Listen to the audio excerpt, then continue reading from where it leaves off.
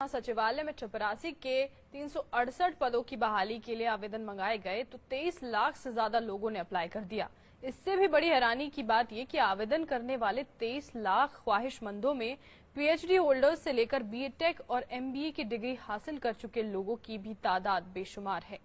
चपरासी के पद के लिए इतनी बड़ी तादाद में हाईली क्वालिफाइड लोगों के आवेदन को देखकर यह अंदाजा लगाना मुश्किल नहीं है कि देश की बेरोजगारी की समस्या कितनी विकराल हो चुकी है। राघवेंद्र सिंह आजाद एमबीए करने के बाद इस युवा ने तमाम सपने संजोए थे। किसी बड़े कॉर्पोरेट घराने का हिस्सा बनने से लेकर सरकारी महकमे में मैनेजमेंट का हिस्सा बनने तक के सपने।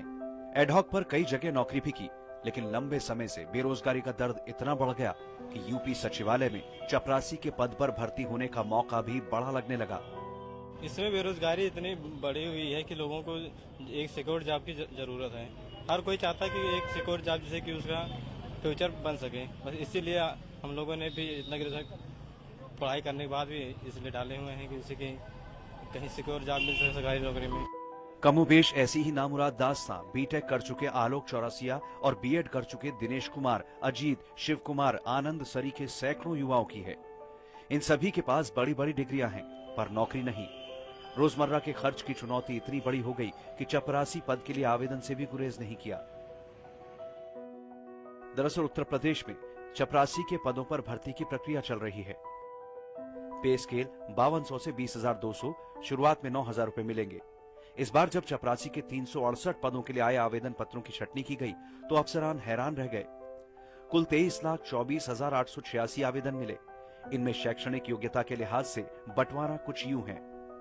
255 तो पीएचडी धारक चपरासी बनना चाहते हैं, 80 बीटेक डिग्री वाले हैं, 1,52,730 ग्रेजुएट और बीएड वाले हैं, जबकि 24,969 लोगों के पास एमएससी, एमकॉम और एमए की डिग्री है। 8,19,685 हाई स्कूल पास हैं। जाहिर है ये हालात चिंता का सबब बन गए हैं। 23 लाख फार्म जो आए हैं, अब इसमें से 368 लोगों का सिलेक्शन होना है।